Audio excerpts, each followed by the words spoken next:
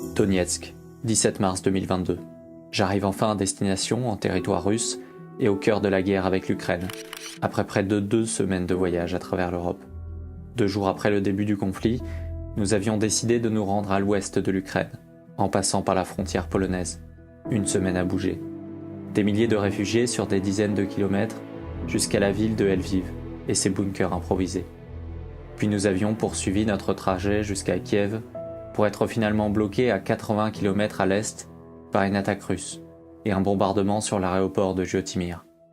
Enfin, nous étions descendus sur cette si belle ville d'Odessa, dans le sud, une ville sous couvre-feu et contrôle ultra renforcé, avec près de 1600 km parcourus à travers l'Ukraine, une centaine de checkpoints, après avoir rencontré des miliciens et soldats ukrainiens, des habitants, des réfugiés, des pros et des anti-Poutine.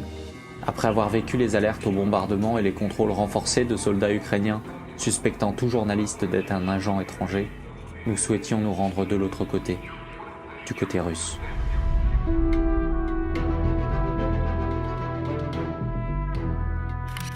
Depuis le 26 février, l'espace aérien russe est fermé.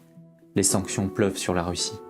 Le Quai d'Orsay a demandé à ses ressortissants français en Russie de quitter le pays. Visa et Mastercard se retirent également, empêchant ainsi le retrait d'argent et les paiements. Les versements sont impossibles en raison du blocage du système SWIFT. L'entreprise semble donc quasi impossible. Nous n'avons déjà quasiment plus de cash. Et si par miracle nous arrivions à entrer en Russie, il faut encore être accepté au Donetsk. Un dossier a été déposé il y a quelques semaines, car nous anticipions cela, mais pas de réponse des autorités. Après discussion, décision est prise de tenter le tout pour le tout. Un long voyage qui m'aura fait passer par la Moldavie, la Roumanie, Istanbul, Moscou et Rostov-sur-le-Don à côté de la mer d'Azov. Je suis finalement, enfin, accepté à Donetsk après une semaine d'attente. Cette histoire que je vais vous raconter, c'est une histoire dont personne ne vous parle. Tous prétendent mieux connaître ce qu'il se passe ici, en zone contrôlée par les Russes, sans y avoir jamais mis les pieds. Cette histoire, elle ne prétend pas être la vérité, ni générale. Elle ne prétend pas non plus défendre un camp contre un autre. C'est une histoire de ce que j'ai vu, de ce que je vois, concrètement, sur le terrain. Des faits, rien que des faits. Alors laissez-moi vous conter le récit d'une des batailles les plus importantes d'un conflit dont l'impact pourrait bousculer l'ordre international. Une bataille où la guerre de l'information est reine, et que j'ai vue de mes propres yeux. Cette bataille, c'est celle de Mariupol.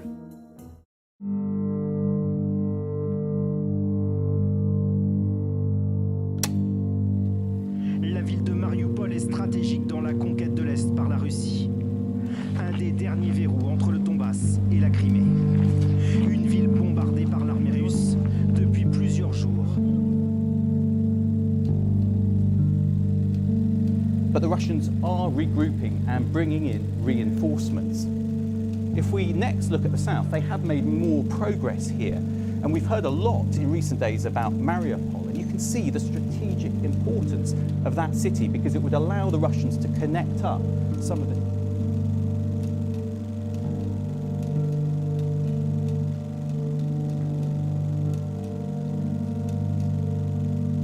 Так получилось, что начало операции совпало, совершенно случайно совпало с днем рождения одного из наших.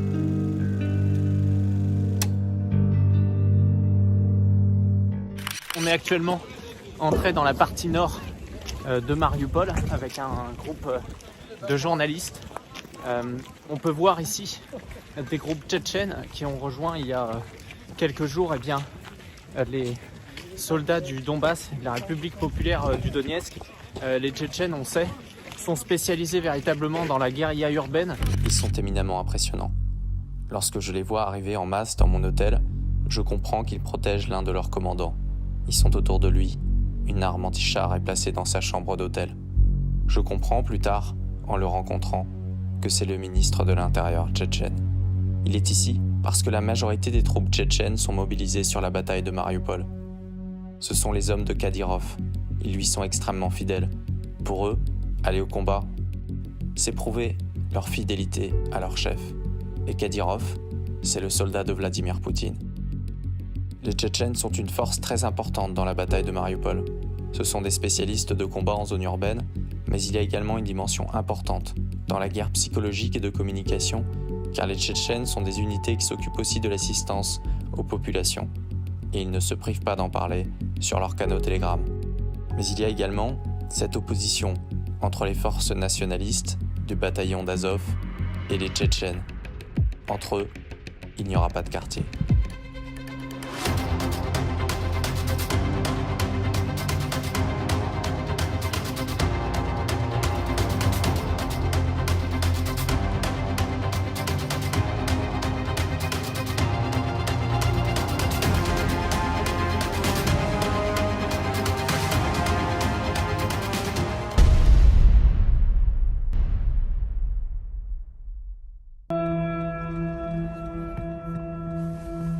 D'un point de vue stratégique, la découverte de ces quartiers de Mariupol est passionnante. Les immeubles, très solides et bétonnés, ne sont pas rasés. Certains sont encore intacts. Ceux qui sont les plus touchés le sont en périphérie. On comprend alors la stratégie de défense des forces ukrainiennes, que nous détaille une réfugiée rencontrée plus tard. Comme à Volnovara, les forces ukrainiennes ont choisi de se cacher parmi les civils. On leur a dit « Laissez-nous passer s'il vous plaît. Après, on se débrouille par nous-mêmes, que ça tire ou non. » Comme réponse, ils ont positionné un tank devant la maison. Ils nous ont dit « Vous voulez mourir ? Rentrez dans la cave. » Ils ne nous laissaient pas sortir de la maison. De notre maison, les Ukrainiens tiraient sur les Russes et les Russes répondaient en tirant sur les Ukrainiens. On s'est enfui. Beaucoup sont restés. Les combats continuent entre Russes et Ukrainiens. C'est dans le quartier de Zilienskovo. On ne sait pas. Les Russes sont arrivés et nous ont dit « Nous avons besoin de votre immeuble. Ici, ça va tirer et taper. » Donc on est sorti de la cave, on a pris nos affaires et on est parti. Avant ça, c'était les Ukrainiens qui étaient chez nous dans l'immeuble. Ils ont reculé et les Russes se sont installés dans l'immeuble à leur place. C'est un immeuble d'une importance stratégique. On a demandé aux Russes si on pouvait rester en sécurité dans la cave. Les Russes nous ont dit qu'ils ne pouvaient pas nous le promettre. Donc on a pris nos affaires, on a fermé l'appartement, on a pu sortir et on est arrivé ici par le couloir d'évacuation. Donc ici, les quartiers sont contrôlés quartier par quartier. Pourquoi ? Parce que il y a des soldats ukrainiens qui se cachent dans des immeubles avec des armes anti-chars. Et donc l'objectif des Tchétchènes qui connaissent bien les techniques de guérilla urbaine qu'ils ont expérimentées contre les djihadistes à Grozny, aujourd'hui écueillent absolument tous les immeubles. Alors on peut voir ici à Mariupol, on est véritablement dans des quartiers complètement détruits. Il y a beaucoup de réfugiés qui partent. On a vu ce matin en arrivant jusqu'ici énormément de voitures, elles arborent toutes un tissu blanc ou alors une pancarte lorsqu'il signifie qu'il y a des enfants, donc beaucoup d'enfants parmi ces réfugiés. On entend encore, on a vu énormément de fumée en arrivant, on entend très régulièrement des tirs, on entend également des bruits de bombes, de missiles.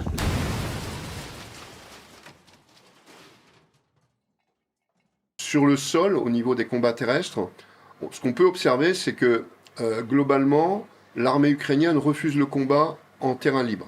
C'est-à-dire que systématiquement, l'armée ukrainienne, lorsqu'elle voit les colonnes russes arriver avec vraiment une puissance de feu et d'appui très importante, ces forces ukrainiennes, en fait, ont tendance à se replier très rapidement, faire éventuellement quelques petits combats de freinage, mais pour se replier dans les villes. Elles se replient dans des zones urbaines. Et là, elles font ce qu'on appelle des Festung, en quelque sorte, c'est-à-dire qu'elles essayent d'organiser au milieu d'une population civile qu'elles retiennent au milieu de leur dispositif défensif. Elles organisent en fait un réseau de défense mobile urbain qui est plus efficace qu'en terrain libre. Parce qu'en zone urbaine, les attaques de l'aviation et de l'artillerie sont beaucoup moins performantes qu'en terrain libre. Ça, tout le monde peut le comprendre.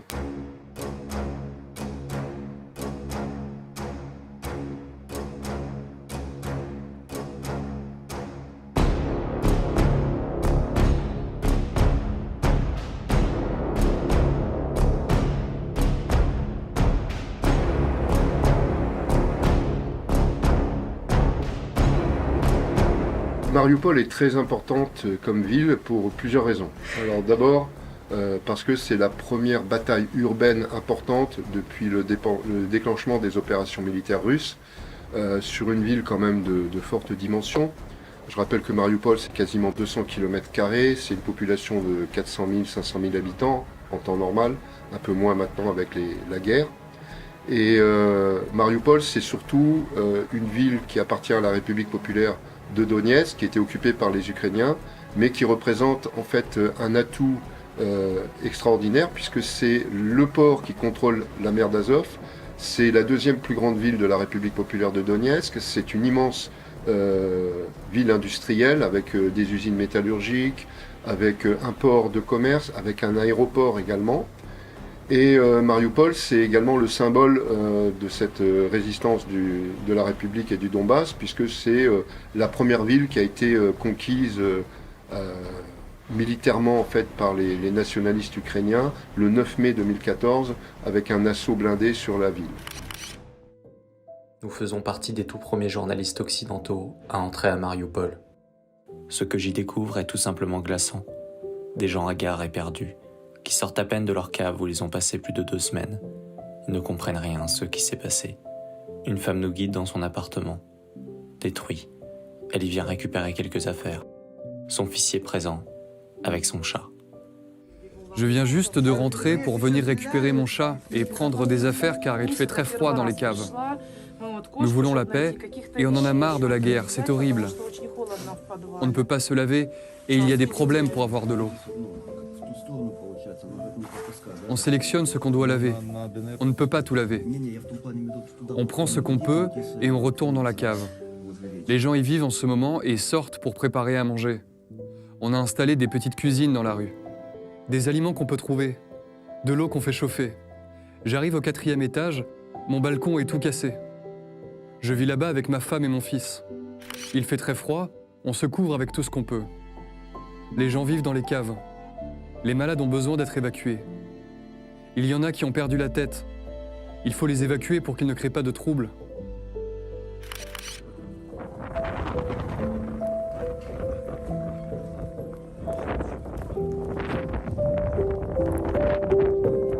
Ici, ça a été pris il y a 4 jours par les Russes, mais pour autant, ils pensent qu'il peut y avoir encore des Ukrainiens qui peuvent tirer depuis certains immeubles. Donc c'est extrêmement encadré les endroits où on peut se rendre. Mais pour mieux comprendre ce qu'il se passe militairement à Mariupol, il faut revenir sur les avancées des forces russes depuis Donetsk jusqu'à cette grande ville de la mer d'Azov. Cette route, je l'ai parcourue de nombreuses fois. Les villages détruits, les chars abandonnés, les centaines de tranchées témoignent d'un combat féroce qui a montré la marque de fabrique d'un combat entre 2 armées, l'une ukrainienne, ultra équipée et formée, et l'autre, russe, déterminée à reconquérir ce qu'ils considèrent être leur, le Donbass.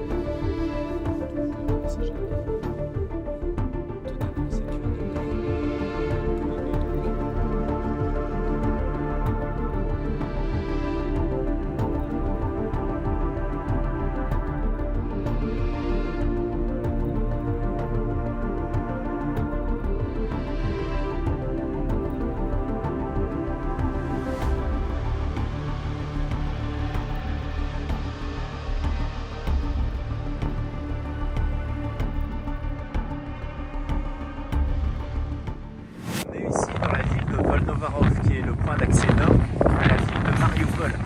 Ici, la ville a été prise par les Russes il y a à peine 2 jours. Le front est juste de l'autre côté du pont. Alors Volnovarov, ça a été une ville assez compliquée à prendre. On a pu voir une ville aujourd'hui qui est complètement dévastée. On retrouve encore 2 à 3 jours après sa prise des habitants sous les décombres. C'est la raison pour laquelle il y a des ambulances, énormément de pompiers également qui sont sur place. La vie essaye de reprendre son cours petit à petit, mais ça semble assez compliqué ici. Derrière moi, on retrouve justement un véhicule blindé d'un groupe nationaliste ukrainien qui s'appelle Bravi Sector. On peut distinguer très nettement leur écusson sur ce véhicule.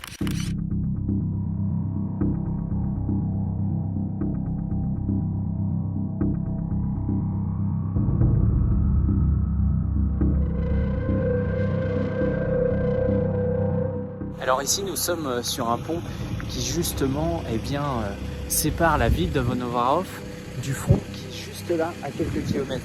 Et on a pu voir derrière justement un tank qui a basculé de l'autre côté, je vais vous montrer.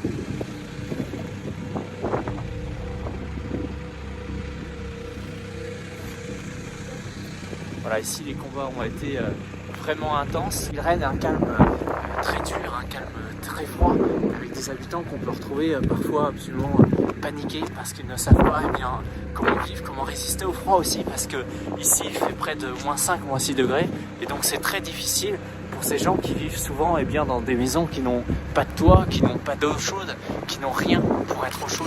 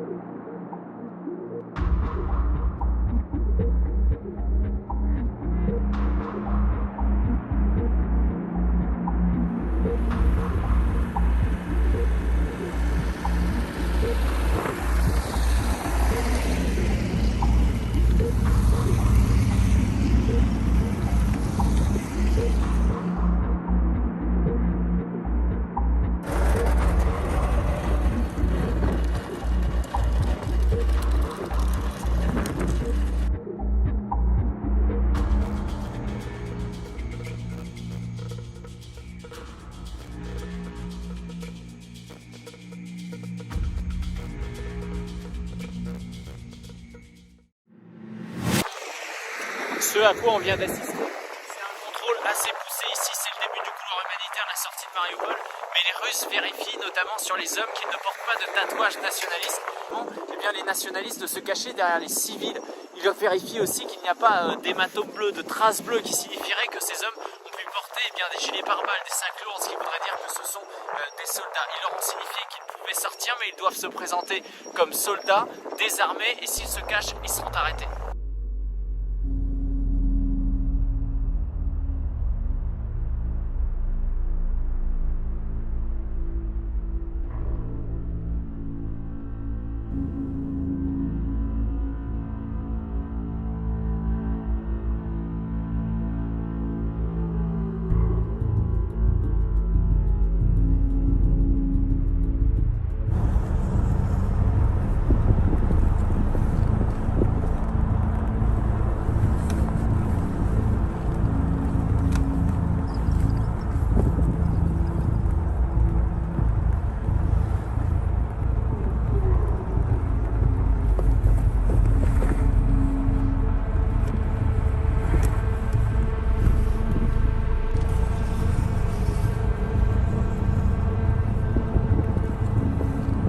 À chacun de nos déplacements à Mariupol, nous avons vu ce couloir humanitaire ouvert aux populations civiles. Elles quittent Mariupol. Certains choisissent de rester, mais beaucoup partent, en voiture, ou bien ils sont pris en charge par des bus.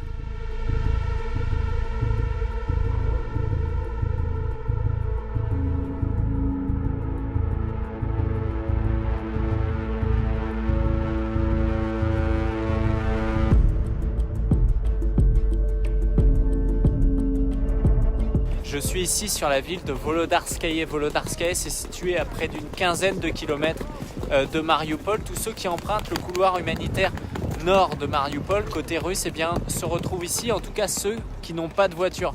Souvent ils restent près d'une journée et ensuite il y a des cars, vous en voyez un derrière moi, qui sont affrétés notamment pour les amener vers Donetsk. Alors ici il y a énormément d'aide humanitaire qui est apportée, beaucoup de vêtements chauds évidemment, de la nourriture, avec derrière un coin où ils peuvent tous se restaurer. On est ici dans une école et dans une ville qui est complètement intacte et donc c'est ce qui permet justement de sécuriser tous ces réfugiés. On a pu voir aussi énormément de produits pour aider les enfants parce qu'il y a beaucoup ici d'enfants. D'ailleurs c'est assez troublant d'une certaine façon parce que le calme de cet endroit contraste énormément avec la situation qu'on a pu voir à Mariupol samedi dernier. On peut voir des enfants jouer, des enfants rire. Finalement, ce qu'on ressent ici, c'est que les habitants ont un véritable soulagement d'avoir quitté Mariupol. Ils nous expliquent, tous ceux à qui on a pu parler, qu'ils ont passé près d'une quinzaine de jours, souvent dans des caves, sans pouvoir sortir. Il y a énormément de témoignages dans ce sens-là, mais ils ont tous pu emprunter ce couloir humanitaire qui est ouvert depuis plusieurs jours. Ici, on peut voir également qu'il y a beaucoup de calme. Il n'y a absolument aucun soldat russe qui est ici. Il y a une véritable organisation qui est mise en place, mais avec des gens qui ne savent pas encore exactement quand est-ce qu'ils pourront venir à Mariupol, s'ils vont rester à Donetsk ou s'ils vont rejoindre pour certains de la famille en Europe.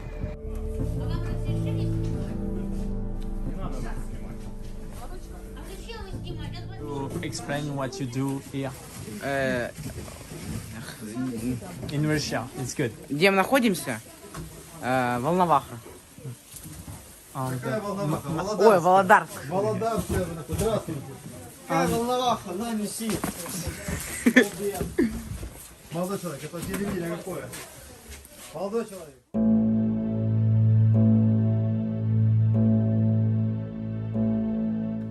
Aujourd'hui, Mariupol n'est pas encore tombé. 70% de la ville est sous contrôle russe, mais il y reste encore des quartiers à sécuriser. Il faut distinguer plusieurs zones. Les zones acquises, capturées et contrôlées, avec priorité sur les grands boulevards, les ponts, les carrefours et les grands bâtiments. Quand on contrôle tout cela, on a l'avantage, mais ça ne veut pas dire que la zone est totalement sous contrôle. Il subsiste ainsi aujourd'hui des zones avec des nids de résistance et des combats à l'intérieur. Il faut ainsi différencier les zones sous contrôle stratégique des zones sous maîtrise tactique. Alors où sont positionnés les 30% restants de la ville, contrôlés par les forces ukrainiennes? Il y en a autour de l'embouchure de la rivière Kalmus, qui est au centre de Mariupol. Sur la rive gauche, la zone industrielle, Azovstal, qui est la plus grande aciérie d'Europe. Il y subsiste quelques poches de résistance où sont repliés notamment les soldats du régiment Azov. Les Tchétchènes y ont beaucoup avancé par l'est. Côté rive droite, il reste des unités de la 36e brigade d'infanterie de marine ukrainienne, de la 56e brigade mécanisée et de la 12e brigade motorisée. Il peut évidemment rester des débris d'autres unités, comme celles descendues de Volnovara. On trouve également des groupes de mercenaires, dont des Britanniques, 2 ou 3 ont récemment été tués, mais également des membres de la Légion géorgienne. Lorsque les opérations militaires sont en cours, il est impossible d'avoir les données exactes du nombre de pertes. Aujourd'hui, on ne peut pas affirmer quand Mariupol tombera. Pour l'instant, la problématique est qu'il y a beaucoup de civils dans le centre-ville, car beaucoup s'y sont réfugiés quand les attaques ont touché la périphérie. Côté forces ukrainiennes, les moins déterminés se sont rendus, et ce sont les plus déterminés encore sur place. Certains parlent de 5000 hommes restant encore au combat. Au début, il y en avait 20 000. Tous ne sont pas morts. Il y a ceux qui se sont enfuis, les blessés, et ceux qui se cachent. Il y a des tunnels entre les immeubles, mais aucun jusqu'à la sortie de la ville. Ainsi, la problématique des Ukrainiens est avant tout le ravitaillement en munitions. Une fois que Mariupol tombera, le front se déplacera vers Donetsk, avec plusieurs priorités, Marinka et Avdiivka. Ces derniers jours, on a d'ailleurs pu voir de nombreux mouvements de troupes vers ces deux villes. Le Donbass, la priorité de Vladimir Poutine.